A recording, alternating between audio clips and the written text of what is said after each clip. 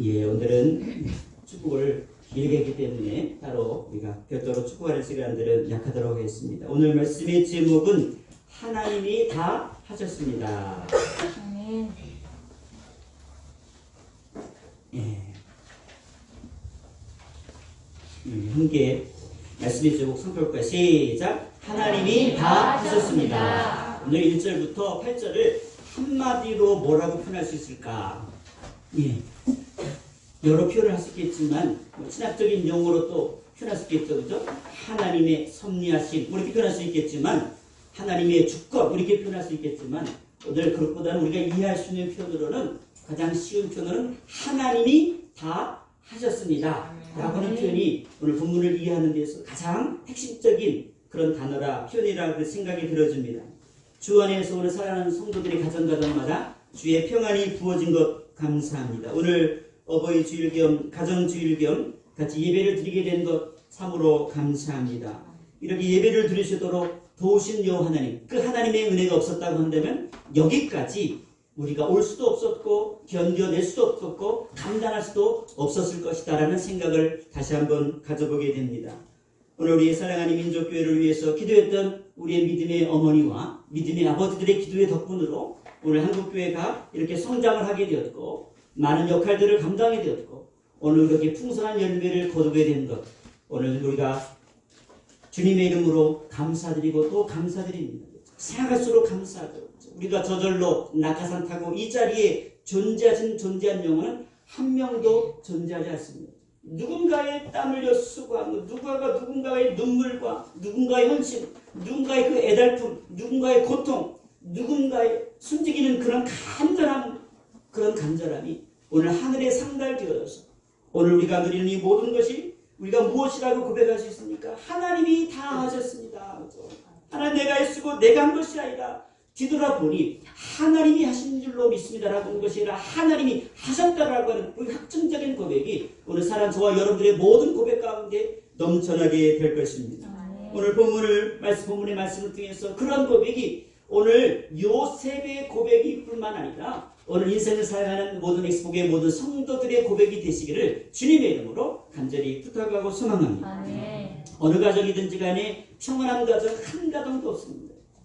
이 대한민국의 모든 가정 5천만 백성들이 살고 있는 이 땅의 모든 가정 모든 한 가정 가정들을 다 들어가 보면요 다 상처들이 상처 없는 가정 없고요 아픔 없는 가정 없고 기도 제목 없는 가정 없고 슬픔과 고통 없는 가정이 한 가정도 없습니다.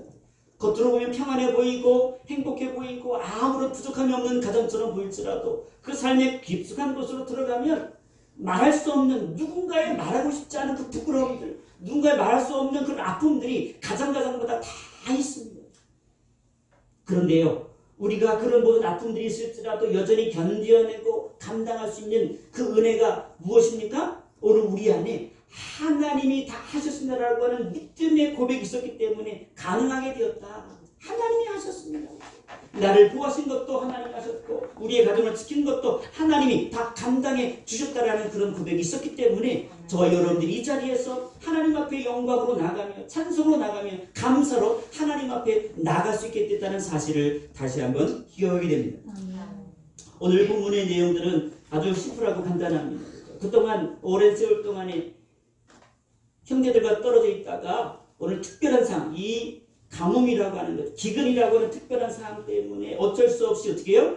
오늘 야곱의 자녀들이 식량을 구하기 위해서 어디로 갑니까? 애굽이라고 하는 애굽이라고 하는 가면은 양식을 구할 수 있다고 하는 소식을 그들이 알고 애굽에 와서 양식을 구하기 위하여 어쩔 수 없이 애굽의 땅에 올 수밖에 없었던 이 현장을 오늘 성경 창세기에서 보게 되어지면 자세하게 소개하고 있습니다.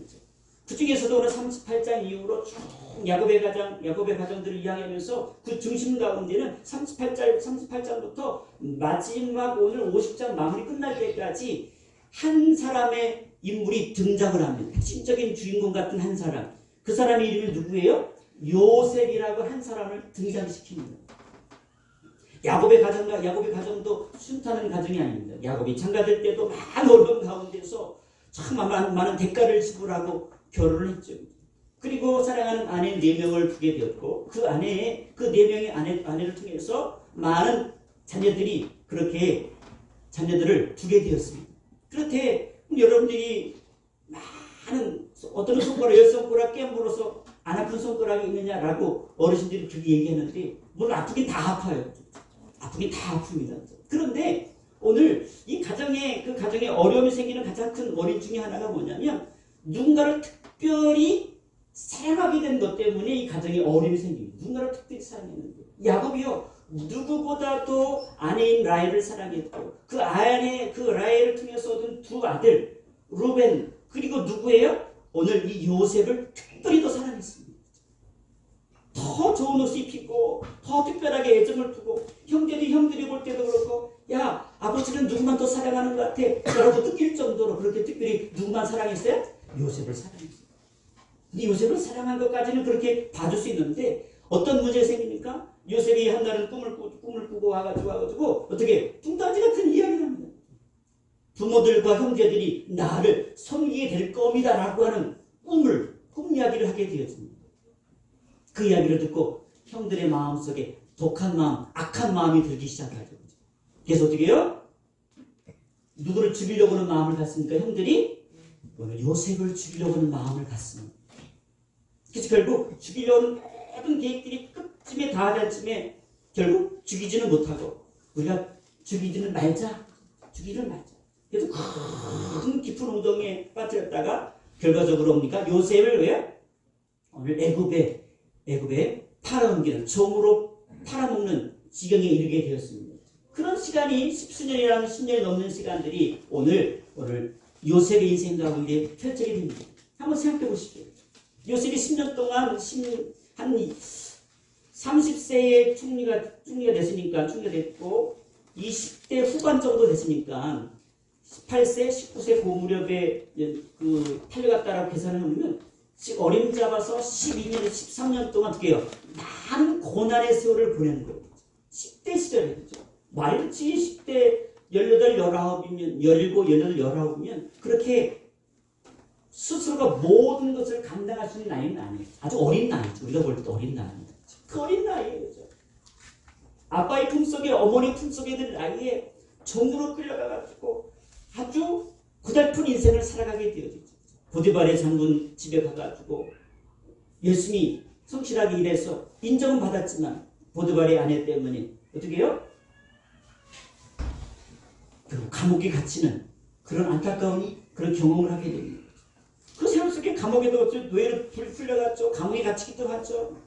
그리고 그렇게 많은 그런 감당할 수 없는 그런 보통 고난의 시간들을 세월을 보내다가 하나님께서 왜 극적으로 뭐예요? 오늘 요셉이 뭐가 되게 하십니까?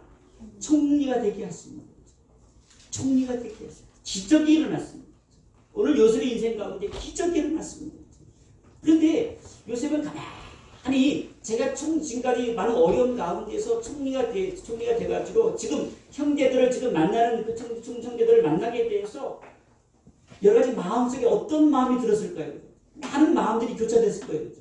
여러분 같으면 여러분들을 죽이려고 하고 여러분들을 팔아먹은 형제를 다시 재해한다고 한다면 여러분은 어떤 행동을 취하겠습니까? 여러분들이 출세를 했단 말이에요. 세상적으로 말하면 출세를 했어요. 잘나가는 사람이 됐단 말이에요. 권력자가 됐단 말이에요. 그러면 여러분 같은 어떤 행동을 취하겠습니까?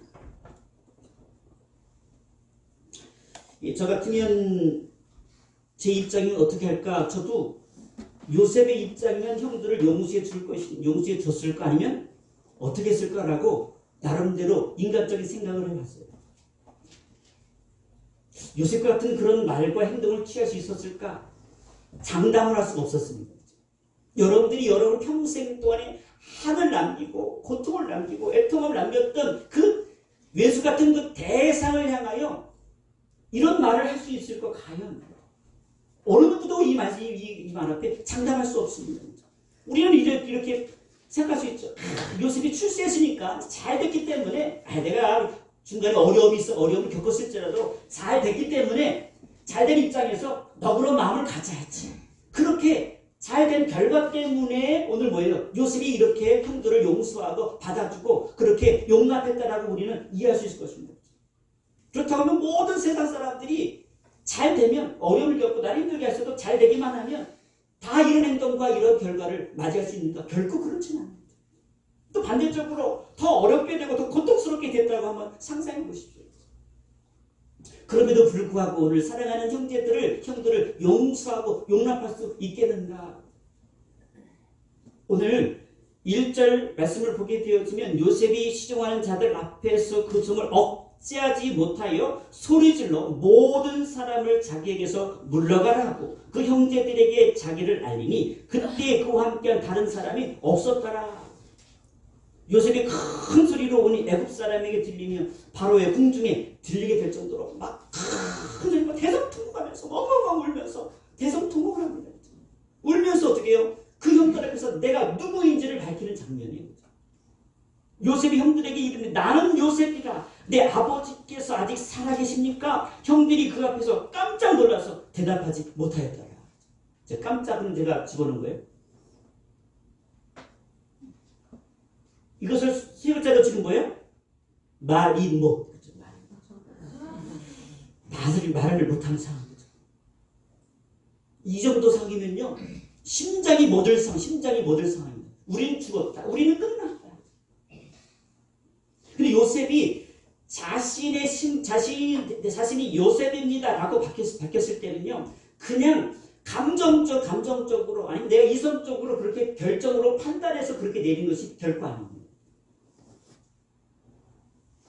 그 앞에 보게 된 44장을 우리가 전체 말씀을 읽지 않으면요. 45절에서 왜 요셉이 이런 행동을 했는지를 우리는 이해할 수 없어요. 도대체 이해할 수 없습니다. 그때 요셉이 마음이 왜 갈등이 없었겠습니까? 많은 갈등 가운데 테스트를 하죠. 형들이 어떤 존재인지에 대해서 테스트를 합니다. 그래서 그 형들이 먹을 것을 가지고 어떤 양식을 구하러 왔을 때에 그들에게 누구에만 은자를 숨겨두어요? 막내인 루벤 자리에다 치는 자리에다가 요셉이 쓰고 있는 은자를 거기다 살짝 그렇게 작전을 핍니다. 아무도 몰랐죠. 우리 떳떳하게 돈을 가져와서 대가를 지불하고 양식을 사러 왔다는 사실을 모든 형제들은 전혀 문제가 없는 그런 상태였습니다. 근데 알고 보니까 어떻게 해요? 요셉이 술을 쓰는 거예요. 나중에 여차저차 해가지고 어떻게 해요? 결국 누가 만대인 루벤의 자루에서 뭐가 나왔어요? 요셉이 쓰는 은자에 나오게 되었습니다. 만약에 이 물건이 나오게 되어지면 뭐가 되는 거예요? 두 가지입니다. 죽든지 종이 되든지 둘 중에 하나. 이제 누구를 잃을 상황이 된 거예요? 그가 나의 아버지 가장 사랑하는 아들 2명이 있었는데 첫 번째 아들이 누가 죽었어요? 누가 죽었다고 생각했어요? 요셉이 죽었다고 생각했어요. 그리고 가장 또 그 다음에 그 대신해서 특별히 사랑했던 누가 있었어요? 베냐민. 소리 죄송합니다. 제가 갑자기 그럼 막내인 그 베냐민을 오늘 하나님께 너무너무 사랑했는데 그 사랑하는 그 막내를 사랑하는 그런 마음이 극진했는데 오늘 어떻게 해요? 유다가 오늘 44장 가운데 보게 되어지면 그가 고백을 해요. 감동적인 고백이에요. 도대체 유다의 인생 가운데 그런 고백이 나올 수 없는 이 친구인데 싹수가 노랬던 그 친구가요. 오랜 세월이 지나면서 어떻게 유다가 이렇게 걔가 천사였는지는 알 수 없는데 하나님께서요.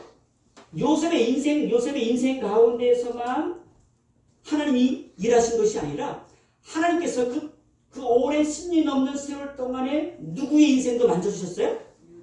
유다의 인생도 만져주셨어요. 유다가요? 누군가를 배려하거나 누군가를 생각하나 그런 친구가 아니에요. 사장 전체를 한번 읽어보십시오.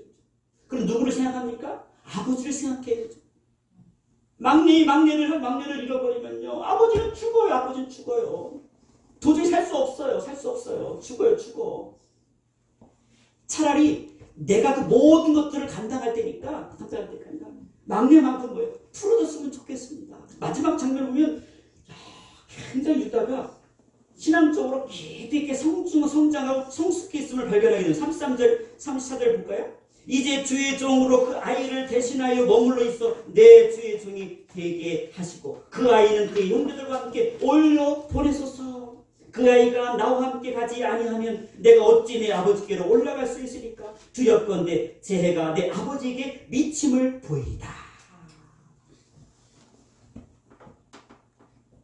형제들을 돌아보고 형들을 생각하고 아버지를 생각했던 유다가 아닌데요. 유다가요 어느 순간에 깜짝 놀란 거예요. 사실 요셉도 깜짝 놀랐습니다. 이야, 머릿속에 마치 번개를 맞은 것처럼 충격을 받습니다. 하나님께서 하셨구나. 내 인생만 하나님이 일하신 것이 아니라 내 사랑하는 형들의 가족과 모든 가족 가운데 또 여전히 하나님이 함께 하셨고 하나님이 일하셨구나라고 하는 것을 깨닫습니다. 그리고 나서 자신의 신분을 밝히는 거예요. 이 하나님의 일하심에 놀라운 축복이고 영광입니다. 자신의 능력의 지위를 활용해서 언제든 얼마든지 복수를 할 수 있었는데 또 불구하고 도리어 요셉은 형들에게요 말도 못하는 형들 깜짝 놀라서 이제는 죽었구나라고 생각하는 그 형들을 향해서 뭐라고 얘기해요? 오늘 5절 말씀, 당신들이 나를 이곳에 팔았다고 해서 근심하지 마소서, 한탄하지 마소서. 하나님의 생명을 구원하시려고 나를 당신들보다 먼저 보내셨습니다. 할렐루야. 이런 고백이 나올 수가 없는 거예요. 사실은요, 우리가 하나님이 일하셨다라고 하는 사실을 인정하지 않으면요, 이런 말이 나올 수가 없어요. 우리는 100명 중에 99명이 다 어디에요? 이런 고백 못해요. 이것은 뭐예요? 철저한 하나님을 향한 하나님 일하심에 대한 신앙의 고백입니다. 일하심에 대한 신앙의 고백이에요. 일하심에 대한 신앙의 고백. 오늘 우리 가정 회복을 위해서, 오늘 우리 관계 회복을 위해서 가장 먼저 우리 머릿속에, 우리 마음속에 기억할 수 있는 딱 한 가지 메시지는 무엇입니까? 이것에 대한 확증이 있으면요, 관계는 회복될 수밖에 없는 거예요.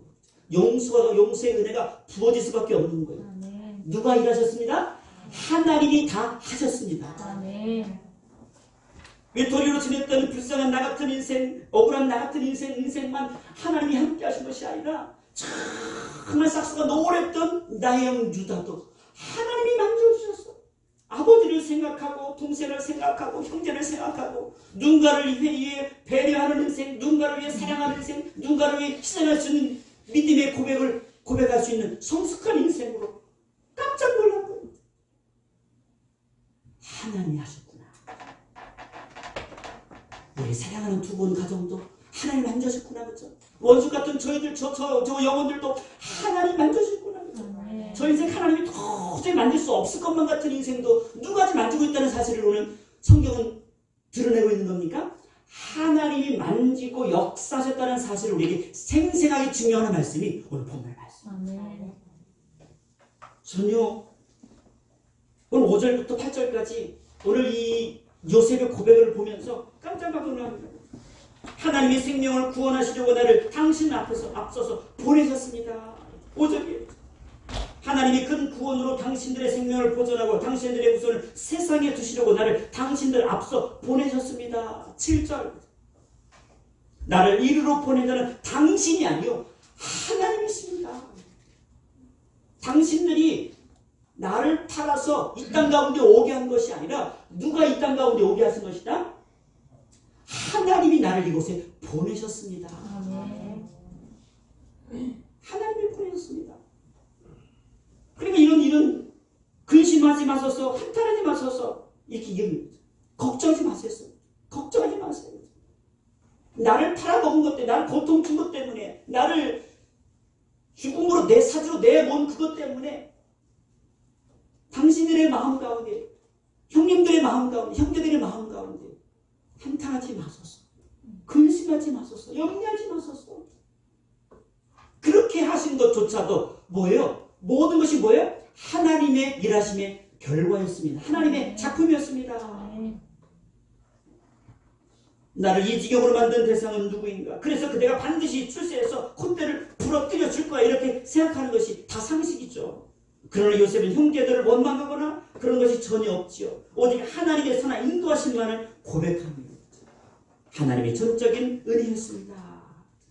사도 바울이 감옥에 갇혀서 필리포 성도들에게 이런 편지를 쓰지 않습니까? 주 안에서 항상 기뻐하십시오. 내가 다시 말하노니 기뻐하라. 너의 관용을 모든 사람에게 알게 하라. 주께서 가까우시라.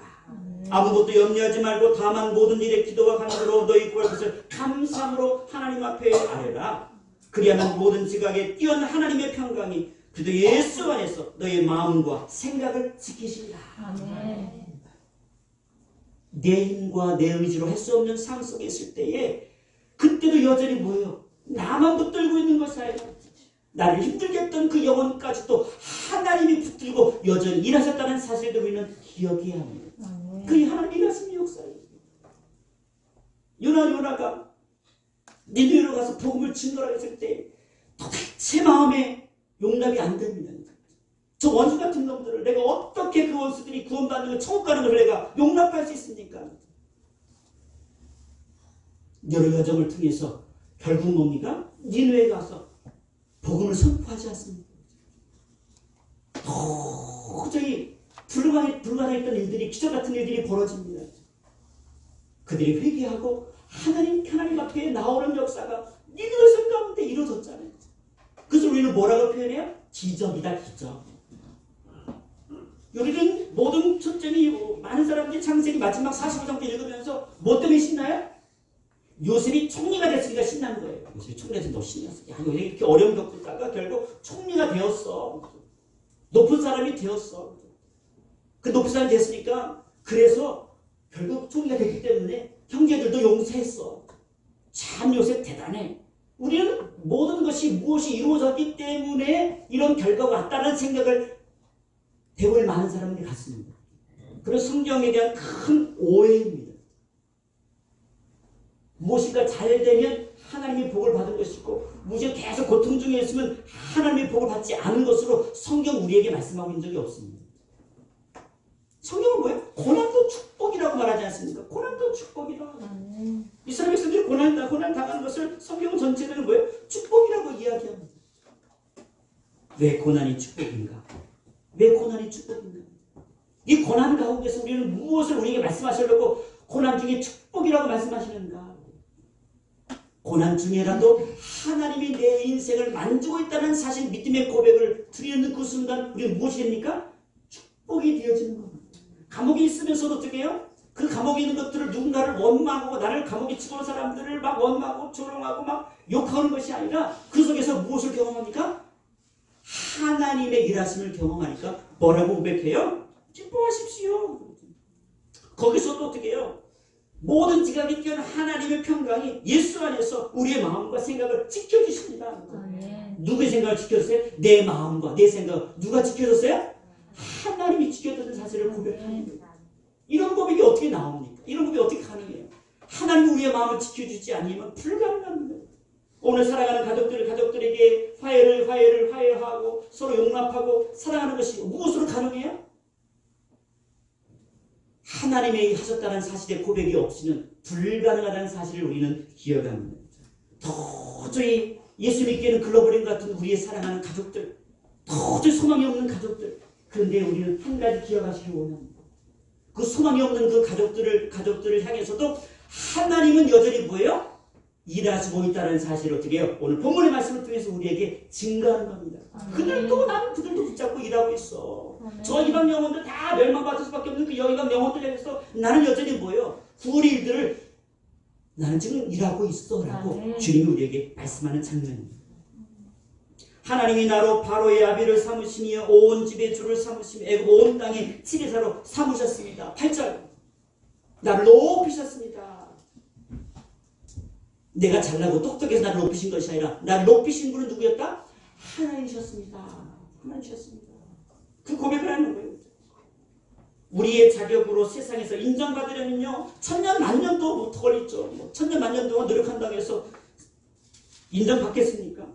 하나님께서 때로는 낮추시도 하지만 하나님의 구원 역사를 위해 필요하시면 상상할 수 없는 방법으로 높이신다는 사실을 성경 우리에게 증명해 줍니다. 높이는 게 목적이 아니에요. 하나 이런 가정을 통해서 하나님께서 목적하는 것은 뭐예요? 하나님의 택한 백성들의 뭐가 있는 거예요? 구원함이 있는 거예요. 지금도 여전히 저희 하나님의 교회를 향해서 주시는 단 하나의 메시지는 뭐예요? 교회를 사랑하는 딱 한 가지 목적은 뭡니까? 세상을 구원하기 위한 것이 하나님이 저와 여러분들을 교회로 세운 목적 중에 하나입니다. 때로는 교회를 높여서 사용할 때도 있습니다. 근데 어떤 때는요, 교회를 아주 낮추시고 아주 교회를 못 살게 굴고 교회를 막 핍박해가지고 하나님의 구원을 이룰 때가 있어요. 교회를 막 흩으시기도 하고 막 고난을 주어가지고 막 못 살게 굴고 막 때로는 순교하기도 하고 피를 흘리기도 하고 도저히 신앙을 못 해먹는 지경까지 만들어버려요. 그런데 신기하게도요, 교회 확장은 어떤 방법을 통해서 이루어졌습니까? 한 교회가 막 부흥하고 막 3만 명이 모여 5만 명이 모여가지고 세계 선교 역사를 이룬 게 아니에요. 그렇게 해서 선교 역사가 이루어진 적이 없었습니다. 선교는요, 어떻게 이루어졌냐면 아주 간단해요.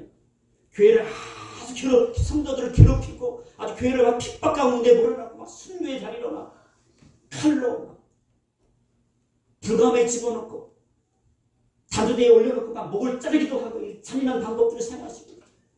그런데요, 그렇게 핍박이라고 하는 이 엄청난 이 과정을 통해서 뭐예요? 모든 것이 끝났다라고 생각했는데 뭐예요? 그 과정을 통해 하나님 복음이 기가 막히게 확장됐다는 사실을 성경은 증거해요. 기독교 1천년 역사를 한번 생각해봐도 그것에 대한 증명이 고스란히 나와 있습니다. 그 고백을 하는 거예요. 하나님 앞에 하나님이 하셨습니다. 그렇죠? 내가 한 거 아무것도 없습니다. 근심하지 마옵소서, 한탄하지 마옵소서. 로마서 8장이 오늘 본문의 말씀을 가장 정확하게 잘 설명해 주는 말씀이 로마서 8장에 잘 설명되어 있습니다.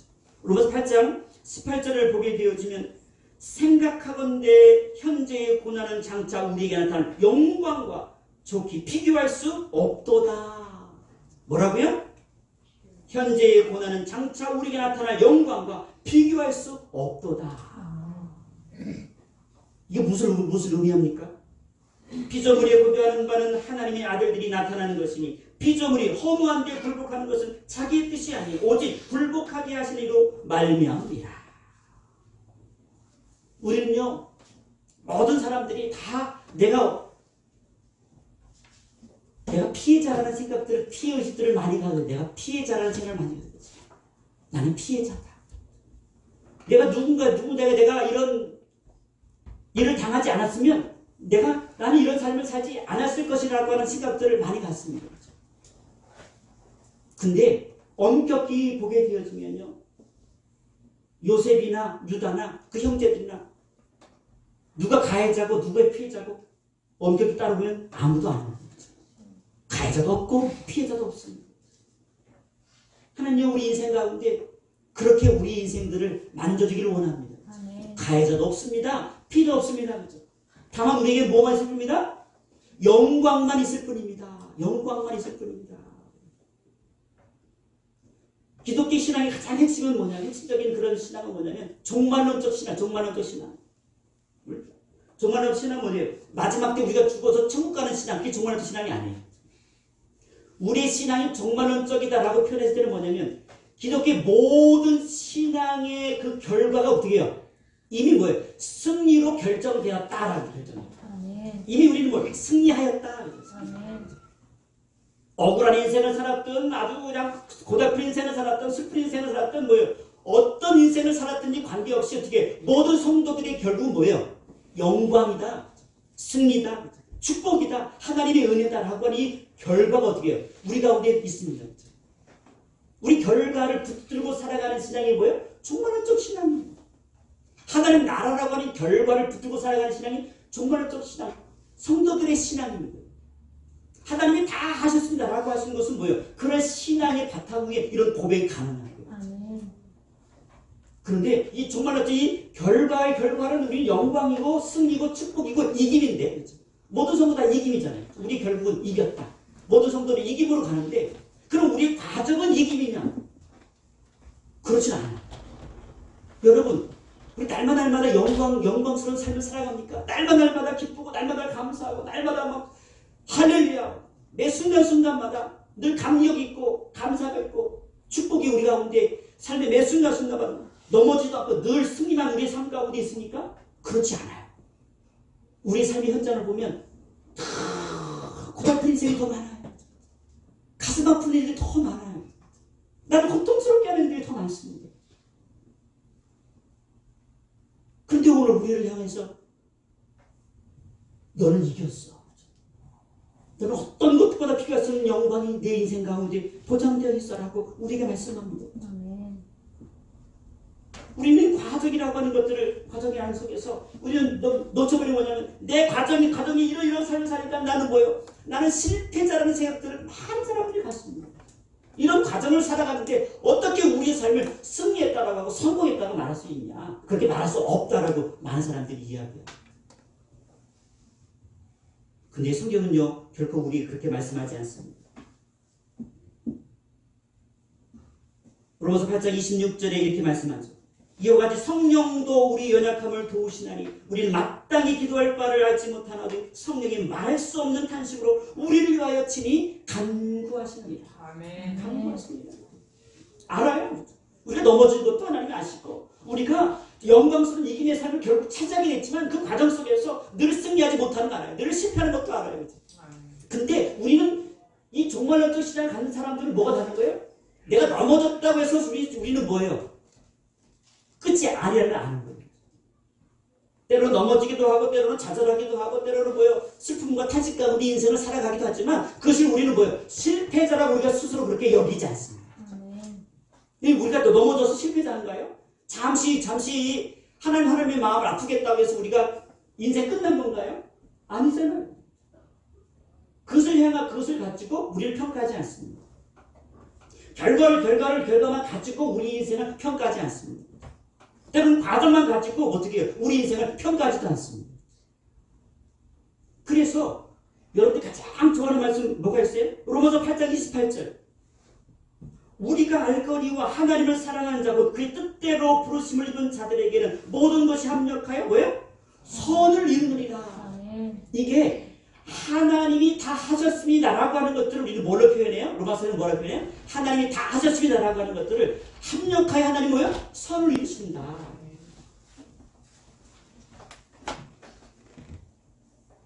모든 인생 가운데 무가치한 것도 없죠. 우연도 없고 실패도 없고 절망도 없습니다. 우리는 날마다 마치 실패한 것처럼 보이고 마치 절망적인 것처럼 보일지라도 오늘 여러분들이 그 매 순간순간을 우리가 무엇을 바라보길 원합니까? 기적으로 바라보길 원합니다. 사실 우리는 기적이에요. 실패한 것 같아도 넘어진 것 같아도 하나님께서 뭐예요? 우리의 모든 것을 뭐예요? 결국 손으로 이미 준비해 놓으시고 예비해 놓으시는 그 하나님 뭐예요? 우리를 뭐 하게 하세요? 너는 넘어진 게 아니야. 실패도 실패한 것이 아니라 절망 가운데서 절망 가운데 끝나는 인생이 아니야. 너의 인생 반드시 뭐예요? 반드시 하나님께서 합력하여 선을 이룬 인생이야. 승리자의 인생이야. 누가 일한 인생이야? 하나님이 다 완벽하게 우리 인생 가운데 개입한 축복의 인생이야라고 우리에게 결정하는 결정의 근거. 오늘 요셉이 그 고백을 하는 거예요. 요셉이 한마디는 다 신앙의 고백이에요. 다 하나님이 하셨습니다. 내가 팔려간 것도 하나님이 하신 것이고 내가 종살이한 것도 하나님이 하시고 옥에 갇힌 것도 하나님이 하신 것이고 내 총리 되어서 이 사명을 감당한 것도 다 하나님이 하신 것입니다. 그러니까 겸손이 나오는 거 아닙니까? 용서가 나오는 거 아닙니까? 그리고 누군가요? 나만 하나님이 축복해 줘가지고 총리 됐다라고 생각이 우리가 이렇게 생각하다는 거죠. 하나님이 우리 가정을 축복해 주셔서 나를 축복해 주셔서 꼬리가 되게 하지 않고 머리가 되게 하옵소서라고 우리가 기도하잖아요. 그러면 우리 자녀만 잘 되면 모든 것이 끝나는 겁니까? 우리 가정만 막 하나님의 복을 받으면 모든 것이 끝나는 겁니까? 그건 하나님이 다 하셨다라고 하는 신앙 고백과 전혀 관계없는 신앙의 삶을 살아가는 거예요. 하나님이 이기적인 것 원하지 않습니다. 이타적인 하나님의 신앙을 우리에게 요구하시죠. 우리의 가정을 만지신 하나님이라고 한다면 왜요? 나 사랑하는 믿음의 가정의 삶 가운데도 누가 만지고 있는 거예요? 하나님이 일하시고 있는 거예요. 지금 절망 가운데 빠져있는 성도들의 심령 가운데도 누가 일하고 있어요? 하나님이 일하고 있다는 사실 기억하라는 겁니다. 도저히 하나님은요 아무개 집에만 응답해 주는 것 같고 우리 집은 응답해 주지 않는 것 같아요. 그건 하나님을 모르는 것입니다. 참으로 하나님이 어떤 분인지 안다고 한다면 우리는 어떻게 해요? 하나님을 합력하여 선을 이루시는 하나님인 줄로 우리가 믿고 고백하는 열매를 거두게 하십니다. 아멘. 그래서 마지막 로마서 8장 마지막 부분에 그렇게 고백해요. 그런즉 일에 대하여 우리가 무슨 말을 하겠냐? 만일 하나님이 우리를 위하시면 누가 우리를 대적하겠느냐? 로마서 8장 32절에 이렇게 선포합니다. 자기 아들을 아끼지 아니하시고 우리의 모든 사람을 위하여 내주시니까 어찌 그 아들과 함께 모든 것을 우리에게 주시지 않겠느냐? 여기 모든 것. 그 모든 것이 뭐예요? 하나님이 우리의 택한 백성들에게 주시고자 하는 모든 것. 영원한 것, 썩지 아니할 것. 영생, 하나님의 구원하심의 은혜. 우리 이 땅 가운데 살면 평생을 살아가는 삶은 뭐예요? 주님을 닮아가는 삶이다. 주님을 닮아가는 삶입니다. 우리를 택하셔서 하나님 의롭다 칭하시고, 우리를 의롭다 칭하시고, 의롭다 칭하시는 삶을 살아가는 동안 넘어지기도 하지만 결국 뭡니까? 우리를 마지막에 뭐하게 하신 하나님? 영화롭게 하신 하나님. 영화롭게 하신 하나님. 승리케 하신 하나님. 어떤 것으로도 하나님의 사랑을 끊을 수 없다. 마지막 결론 38절 39절에 내가 확신합니다. 사망이나 생명이나 천사들이나 권세자들이나 현재일이나 장래일이나 능력이나 높음이나 깊음이나 단 어떤 피조물이라도 우리를 우리 주 예수 그리스도 예수 안에 있는 하나님의 사랑에서 끊을 수 없으리라. 아멘. 이것을 오늘 요셉이 분명히 알았습니다. 하나님의 사랑하는 사람, 하나님이 일하시는 그 백성, 하나님이 일하시는 그 가정, 어떤 상황 가운데서도 하나님의 사랑을 끊을 수 없다는 사랑을 요셉이 깨달으면서 오늘 요셉이 마음이 넓어서 형들을 용서한 게 아닙니다. 요셉이 심정이 착해가지고 그들을 용서한 게 아닙니다. 그들이 성공했기 때문에, 요셉이 성공했기 때문에, 잘 나가기 때문에 내가 이 정도쯤이야 라고 그렇게 아령을 베푼 게 별거 아닙니다. 그것은 뭐야? 그냥 용서와 그냥 사랑이 아니라 믿음의 고백 위에 그런 것이 나왔다는 사실을 그가 인정한 사실. 저와 여러분들이 무엇을 가지고 형제를 사랑하고 자매를 사랑하고 우리 이웃을 사랑하고 우리 가족들을 사랑할 수 있겠습니까? 우리의 자원으로는요 사랑할 수가 없다니까요. 우리의 자원으로 가능한가요? 불가능하죠. 할 수가 없습니다. 우리의 자원은 불가능합니다. 오직 하나님의 자원으로만 가능합니다. 나를 향해서도 아낌없이 자기 독생자를 내어주시는 그 주님의 그 사랑이 나를 위해서만 주님이 하나님이 독생자를 아끼지 아니하신 것이 아니라 누구를 위해서도 아끼지 아니했다는 사실이에요. 내가 원수같이 여기는 그 인생을 향해서도 나는 그런 인생을 향해서도 내 독생자 예수 그리스도를 아끼지 아니하시고 그를 위해서도 희생하고 그를 위해서도 죽게 하셨다는 사실을 기억해라. 그것이 하나님의 사랑입니다. 모든 택한 백성을 위한 하나님의 사랑입니다. 그것을 깨닫는 순간 뭐예요? 그럼 뭐예요? 감격으로 울음을 울을 수밖에 없습니다. 통곡할 수밖에 없는 거예요. 엉엉 울잖아요. 형제들을 만났기 때문에 엉엉 우는 게 아니라 원수를 갚을 수 있는 기회가 됐기 때문에 엉엉 우는 것이 아니라 하나님이 얼마나 놀랍게 일하셨는지 생각하니까 눈물밖에 안 나오는 거예요. 형들, 그 가족들, 우리 가족들 두고 온 가족들에도 함께 하셨다 하나님을 생각하니까 내 안에 뭐예요? 감격적인 눈물이 나올 수밖에 없는 거예요. 여러분 속상해하지 않기를 원합니다. 포기하지 않기를 원합니다. 하나님의 사랑에 다 끝난 것처럼 여겨지는 상황은 결코 없습니다. 하나님의 사랑은요 결코 끊어지지 않습니다. 하나님의 은혜는 결코 멈추지 않습니다. 하나님이 일하시면 결코 어떤 누구의 인생 가운데도 택한 백성들 가운데 멈추지 않고 지금도 여전히 일하시고 있다는 사실을 생생히 주님 우리에게 증거하고 있습니다. 하나님은 합력하여 손을 씁니다. 합력하여 손을 쓰는 하나님. 오늘 우리의 가정 가운데 선을 이루어 주옵소서. 우리 가정 가운데 선을 이루어 주옵소서. 여러분 아직도 애달프게 기도하는 그 간절한 기도의 소원이 있습니다. 그 기도의 소원들을 멈추지 마시고 또 한 번 하나님이 응답하실 때까지 하나님이 일하시고 우리가 눈으로 확정할 때까지 또 기도의 끈들을 멈추지 않고 선을 이루어내는 복된 주인공 되시기를 주님의 이름으로 간절히 부탁하고 소망합니다. 네, 기도하겠습니다. 사랑의 하나님 참 감사합니다. 하나님의 일하심이 멈추지 않는 것 오늘 우리의 눈으로 보게 하신 것을 감사합니다. 우리의 가정을 구원하게 하시려고 하나님이 우리의 자녀들의 우리 다음 세대의 생명을 하나님 인정을 구원하게 하시려고 나를 먼저 이곳에 보내셨고 나를 하나님의 모든 고난 중에도 나를 살리셨고 나를 하나님께서 정말 하나님의 사람으로 쓰임받도록 여기까지 인도하신 분 요한이라는 사실을 고백했던 이 신앙의 고백, 이요셉의 고백이 우리 사랑 모든 성도들의 고백이 되도록 주님 축복해 주옵소서. 정말 나만 만드시고 나만 축복하시길 원하시는 하나님이 아니라 오늘 나뿐만 아니라 우리 인생의 모든 택한 백성들의 가정마다 하나님 일하심이 멈추지 않고 있다는 사실을 기억하게 하옵소서. 우리의 마음과 인간적인 생각을 가지고 때로는 포기하고 싶은 마음들, 하나님 단절하고 싶은 마음들, 속상한 그 마음들이 우리 가운데 여전히 있을지라도 육신적인 모든 마음들을 다 내려놓게 도와주시고 여전히 모든 인생들을 향하여 하나님의 계획하심과 하나님의 주권과 영광이 멈추지 않고 여전히 인도하고 있다는 사실을 깨달을 때에 우리가 우리 안에 있는 그 하나님의 사랑으로 넘치도록 부어주셔서 모든 영혼들을 향하여 요셉의 고백이 우리의 고백이 되도록 선포하는 복된 한 주간 되도록 역사하여 주옵소서. 감사합니다. 예수님의 이름으로 간절히 축복하며 기도하옵나이다. 아멘.